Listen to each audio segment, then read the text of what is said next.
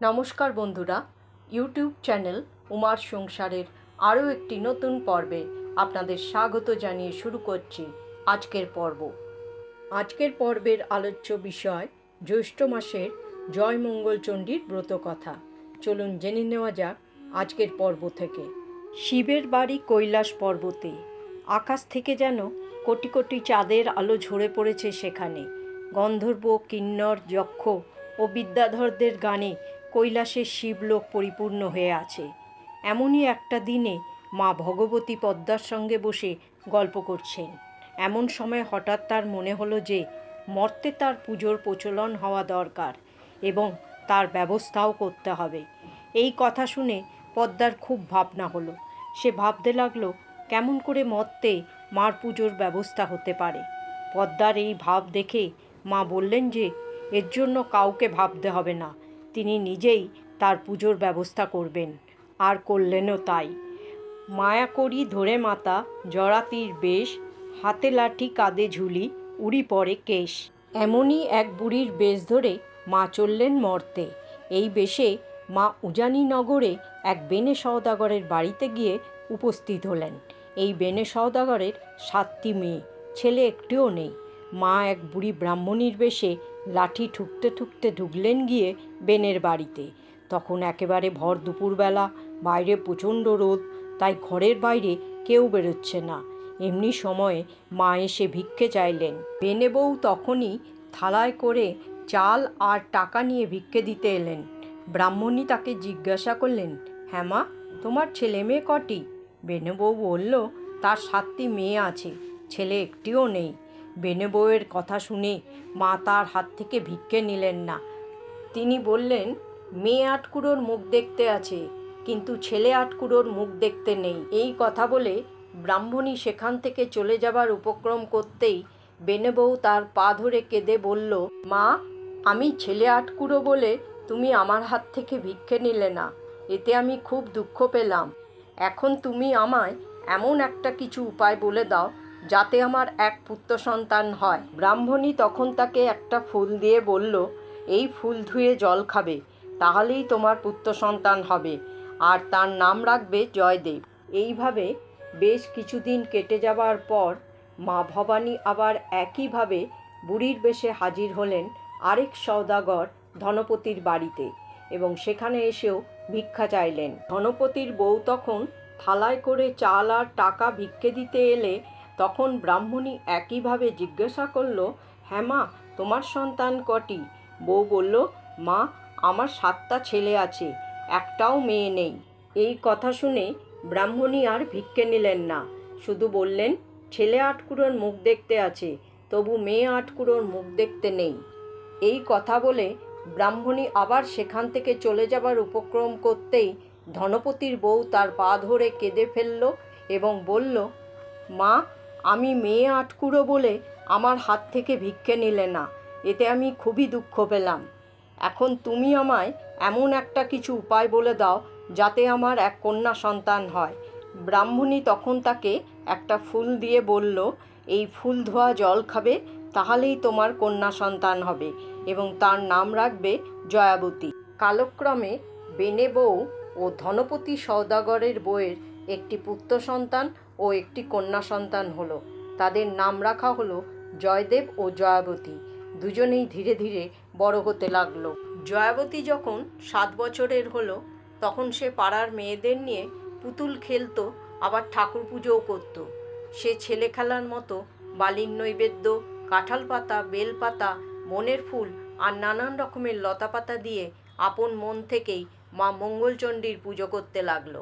একদিন সে এইভাবে পুজো করছে, এমন সময় জয়দেবের পায়রা এসে বসলো জয়াবতীর কোলে। জয়দেবও পায়রার পেছনে ছুটতে ছুটতে এসে দেখল যে তার পায়রা জয়াবতীর কোলে বসে আছে। তখন জয়দেব বললে, আমার পায়রা দাও। জয়াবতী বললে, বারে, পায়রা তো আমার কোলে এসে বসেছে, আমি কেন তোমায় পায়রা দেবো? এই পায়রা আমি দেব না। জয়দেবও ছাড়ার পাত্র নয়, সে তার পায়রা নিয়ে তবেই ছাড়ল। যাবার সময় সে জয়াবতী ও তার সঙ্গীদের জিজ্ঞাসা করল, এ তোমরা কি করছো? জয়াবতী বলল, আমরা মা মঙ্গলচণ্ডীর পুজো করছি। জয়দেব আবার জিজ্ঞাসা করল, এতে কি ফল হয়? তখন জয়াবতী বলল, এই ব্রত করলে জলে ডোবে না, আগুনে পোড়ে না, খাড়ায় কাটে না, কিছু হারালে তা পেয়ে যায়, মরে গেলে বেঁচে যায় এবং দেশের রাজা মরলে সে রাজা হয়ে যায়।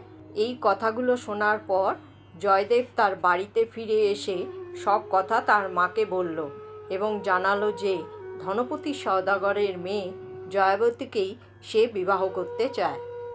ছেলের এই কথা শুনে জয়দেবের মা বলল, ঠিক আছে, আমি কর্তাকে বলে শীঘ্রই জয়াবতীর সঙ্গে তোর বিয়ের ব্যবস্থা করছি। এর কিছুদিন পরেই বেনে সওদাগর জয়াবতীর বাবা ধনপতি সওদাগরের কাছে বিয়ের প্রস্তাব পাঠালো। ধনপতিও বেনে সওদাগরের লোকের মুখে সব শুনে বিয়ে দিতে রাজি হয়ে গেল। জ্যৈষ্ঠ মাসের জয় মঙ্গলবার ব্রতের দিন খুব ধুমধাম করে জয়াবতীর সঙ্গে জয়দেবের বিয়ে হয়ে গেল। বিয়ের দিন রাত্রিরে বাসর ঘরে জয়াবতী আঁচলে বাঁধা গদ বের করে খেয়ে নিল। তাই দেখে জয়দেব বলল, ও কি, তুমি কোনো টুকটাক করলে নাকি?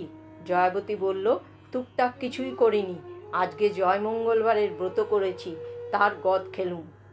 বিয়ের পরদিন ধনপতি সওদাগর জয়াবতীকে সোনার গহনায় একেবারে মুড়ে দিল আর অনেক ধনরত্ন দিয়ে বরকনেকে বিদায় করল। যাবার সময় জয়দেব তার বাবার সঙ্গে না গিয়ে একটা আলাদা ডিঙিতে করে বউকে নিয়ে চলল। ছেলের ইচ্ছায় তার বাবা কোনো বাধা দিল না। অনেক দূর যাবার পর যখন সমুদ্রের চারিদিকে শুধু জল আর জল, তখন জয়দেব জয়াবতীকে ডেকে বলল, দেখো, এখানে জলদস্যুর ভীষণ ভয়, তুমি অনেক গহনা পরে আছো, চুরি যাওয়ার খুব ভয় আছে। তুমি সমস্ত গহনা খুলে একটা কাপড়ে বেঁধে পুঁটলি বানিয়ে আমাকে দাও, আমি ওটা কোলে নিয়ে বসে থাকি, আর তুমি আমার চাদরটা গায়ে জড়িয়ে নাও। জয়াবতী তাই শুনে গহনাগুলোর একটা পুঁটলি করে জয়দেবের হাতে দিয়ে দিল, আর জয়দেব সঙ্গে সঙ্গে সেই পুঁটলিটা জলে ফেলে দিল। জলে ফেলে দিতেই একটা বোয়াল মাছ সেই পুঁটলি গিলে ফেলল। এদিকে বেনে সওদাগরের বউ তার মেয়েদের আত্মীয় স্বজনদের নিয়ে বউ বরণ করতে এলো। সকলে দেখল নতুন বউয়ের গায়ে একখানা গহনা নেই। সকলেই বলতে লাগলো যে বউয়ের বাবা অত বড় মানুষ হয়েও মেয়েকে একটি গহনাও দেয়নি, কি আশ্চর্য। যাই হোক, বেনে বউ তার নিজের ঘরের নানান রকম গহনা পরিয়ে বউ বরণ করলো আর তাকে ঘরে নিয়ে গেল। পরের দিন বউ ভাত। ভালো মাছ ধরে দেবার জন্য জেলেদের ওপর হুকুম হলো। জেলেরা বেরুলো মাছ ধরতে, কিন্তু কোথাও মাছ মেলে না। শেষে নদীতে জাল ফেলতে সেই রাঘব বোয়াল ধরা পড়ল জালে, যে জয়াবতীর গহনার পুঁটলিটা গিলেছিল। জেলেরা মাছ নিয়ে সওদাগরের ঘরে এলো। এত বড় মাছ দেখে তো সবাই খুব খুশি। এরপর মাছ কাটবার আয়োজন হলো, কিন্তু বটি, কাটারি, এমনকি কুড়ুল দিয়েও সেই মাছ কাটতে কেউ পারল না। এই সব ব্যাপার দেখে জয়াবতী তার শাশুড়িকে বলল, মা, আমি মাছটা কুটব।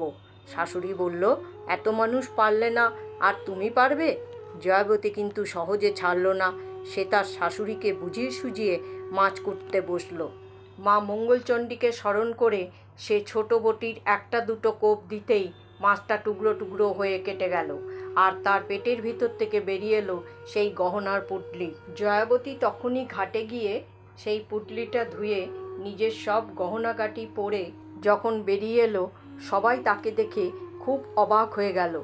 জয়দেব সেই গয়না ফিরে পেতে মনে মনে ভাবল, সত্যিই তো হারানো জিনিস ফিরে এলো। এরপর রান্না করার কথা এলে জয়দেব জয়াবতীকেই রান্না করতে বলল। জয়াবতী তখন মা মঙ্গলচণ্ডীকে স্মরণ করে রাঁধতে গেল। সবাই খেয়ে খুব সুখ্যাতি করল। এরপর তাদের যথাসময় একটি ছেলে হলো। একদিন ছেলেকে শুয়ে জয়াবতী স্নানে গেছেন। জয়দেব এসে ছেলেকে নিয়ে গিয়ে কুমোরের পোয়ানে ফেলে দিয়ে এলো। সেদিন কুমোরের পোয়ানে আগুন জ্বলল না। মা মঙ্গলচণ্ডী এসে ছেলেকে নিয়ে জয়াবতীর কোলে দিয়ে এলেন। আবার একদিন জয়দেব ছেলেকে নিয়ে পুকুরের পাকে পুঁতে দিয়ে এলো। মা মঙ্গলচণ্ডী আবারও তাদের ছেলেকে বাঁচিয়ে জয়াবতীর কোলে দিয়ে এলেন। আরেক দিন জয়াবতী ছেলেকে শুয়ে রেখে কাজ করতে গেছে। এসে দেখল জয়দেব ছেলেকে একখানা কাটারি দিয়ে কাটতে যাচ্ছে। জয়াবতী দেখেই ছুটে এসে চিৎকার করে বলল, তোমার এখনও বিশ্বাস হলো না? জয়দেব তখন হাত থেকে কাটারি ফেলে দিয়ে বলল, হ্যাঁ, এইবার আমার বিশ্বাস হয়েছে। মা মঙ্গলচণ্ডীর পুজো করলে কোনো বিপদ আপদ হয় না। সেদিন থেকেই জয়দেব মা মঙ্গলচণ্ডীর মাহাত্ম্য বুঝতে পেরেছিল এবং এইভাবেই ধীরে ধীরে মা মঙ্গলচণ্ডীর ব্রতকথা চারিদিকে ছড়িয়ে পড়ে। বন্ধুরা, আজকের পর্বটি এখানেই শেষ করছি। পর্বটি ভালো লাগলে অবশ্যই লাইক, শেয়ার, কমেন্টস এবং সাবস্ক্রাইব করবেন। সকলে ভালো থাকুন, সুস্থ থাকুন। জয় শ্রীকৃষ্ণ। রাধে রাধে।